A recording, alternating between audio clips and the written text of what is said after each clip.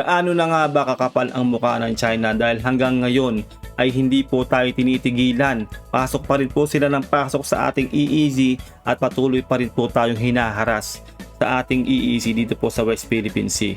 Welcome po sa aking channel. Huwag niyo pong kalilimutan na mag-subscribe dito po sa ating channel para ma-update kayo kapag naglalabas tayo ng itong reaction video. Ang video pong ito ay mula po kay Bebs Castle. Mag-subscribe po kayo. Nasa description po ang link na kanyang video para po makapag-subscribe po kayo.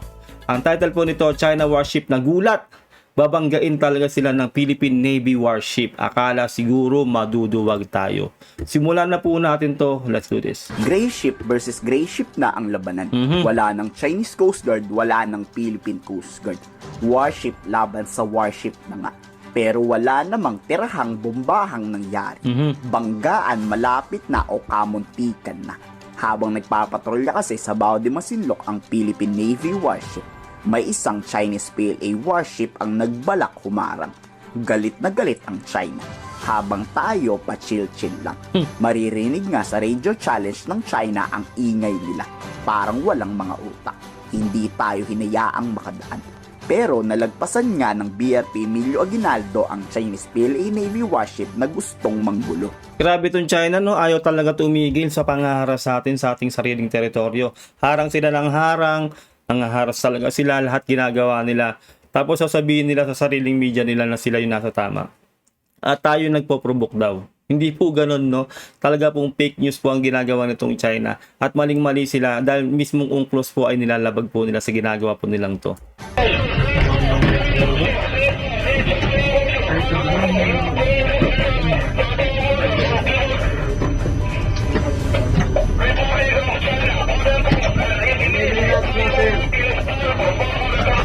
Grabe nung kapal ng mukha talaga nitong mga checkwang to. Grabe itong ginagawa po nila sa atin. At ito, no, nakikita naman po talaga natin hindi na po PCG to. Warship na po talaga to versus warship, no, na lagi ko pong sinasabi sana wag naman po mag-escalate. Pero ibang level na po ngayon ang sagupaang pong ito dyan sa ating teritoryo sa West Philippine Sea. Itong China po talaga sobrang bully. Someday po, itaga nyo po sa bato yan, makakahanap po ng katapat itong China. 055 guys, sir.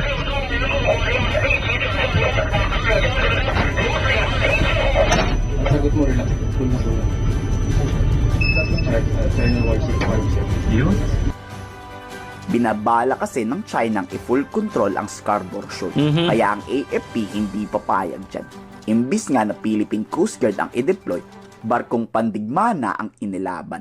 Sa pangalawang video nga, nalagpasan na ng Philippine Navy ang nanggugulong Chinese Navy. Saludo po tayo sa ating PCG, sa ating buong Armed Forces of the Philippines dahil ginagawa po nilang lahat ng kanilang magagawa para po hindi magpabuli dito po sa China. Nakita nyo naman po, no, palag-palag po tayo, although hindi po natin ginagawa yung ginagawa ng China sa atin na lalo dati nung binobomba tayo ng tubig, hindi po natin ginagawa yon, hindi po natin sila binabangga. Talagang ginagawa na po natin yung ating karapatan dyan sa ating EEZ sa West Philippine Sea. Hindi po tayo papayag na basta ganyan-ganyan tayo ng China. Tingnan nyo naman, nakakalusot pa rin po tayo sa ginagawa na yan ng China, no? Kumbaga, nandun pa rin po tayo sa right path, no? Hindi po tayo gumagawa ng kahit anumang bagay na pwedeng magpahamak sa atin, lalong-lalo na po sa international law, no? Kasi po, kailangan po nating sumunod talaga sa UNCLOS. Dahil hindi po tayo dapat makipagsabayan ng kung ano man ang ginagawa sa atin ng China. Real talk po yan para po talaga tayo po ang papanigan ng UNCLOS at tayo po talaga nasa tama. Deadma at wala pa rin tayong pakialam sa mga Chinese. Dire-diretso lang sa pagpapatrolya ang ating barko. Kung humarang man ang China yan, sige magbanggaan na. Grabe itong China talaga, ayaw tumigil. Napaka talaga. Ibang level. Sa huli, walang untowards incidents na nangyari o yung malalang gulo ba. Takot rin kasi ang China humarang nanggugulo lang talaga sila. Tama, kasi alam po nila ang kahihinatnan, no? Kapag po talaga nilabag na nila ng nilabag ang UNCLOS at merong napahamak sa atin, no, sa ating mga PCG, sa ating armed forces, alam niyo na po 'yun. Mai-invoke na po yung yung treaty. At talagang gagawa na po ng hakbang ang Amerika. Ganun po 'yun, no. Meron po tayong MDT. sa Amerika. At yun, pag nilabag po yun ng China, alam din po nila yan kaya hindi po sila gumagawa ng matitinding hakbang ukol sa atin dyan sa West Philippine Sea. Kaya yun nga, sindakal lang po ang ginagawa nitong mga bahaw na Chekwan to. Pero malaking gera to ha pag nagkapikunan. Tama. Armado kasi parehas ng armas ang dalawang barko. Ngayon ipakita ng China ang yabang nila. Talagang papaulan sila ng missile strike ng US Air Force Tama. yung mga barko na yan.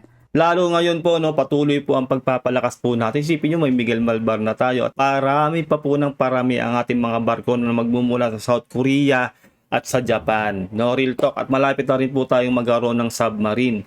At pati po ang India ay patuloy po tayong sinusupply ng mga BrahMos nila. Tandaan nyo po yan, marami pong nakasuporta po sa Pilipinas. Kaya hindi po tayo dapat matakot dito po sa China. Ang ginagawa po ng ating Armed Forces of the Philippines at ang PCG ay patuloy lang po ang ginagawa nilang pagpapatrolya dyan sa ating teritoryo sa West Philippine Sea. Huwag po tayong magpapadala dito sa ginagawa ng China. Basta gawin lang natin ang ating mga tungkulin dyan sa West Philippine Sea. At saludo po syempre sa AFP at syempre sa Coast Guard po natin dahil mahirap po yung ginagawa po nila, buwis buhay po yan. Dahil hindi po talaga biro makipagbatentero dyan sa mga warship ng China. Talagang papaulan sila ng missile strike ng US Air Force yung mga barko na yan. Kayo, anong masasabi nyo sa kakapasok lang na balitang to? Komento sa baba ang inyong salobi. Ayun lang po, ating po nagawa ng reaction video. Magandang video to ni Melvs Castle. Mag-subscribe po kayo sa kanyang channel. Nasa description po ang link ng kanyang video. Yun, sana kalilimutan na mag-subscribe po dito sa ating channel para ma-update kayo kapag naglalabas po tayo ng ganitong reaction video. Onting-onti na lang po maabot na po natin ang 100k subscribers dito po sa ating channel. Maraming salamat po sa mga nananatiling sumusuporta at nanonood ng ating mga reaction video. Ingat po kayo lahat until next time. God bless and peace out.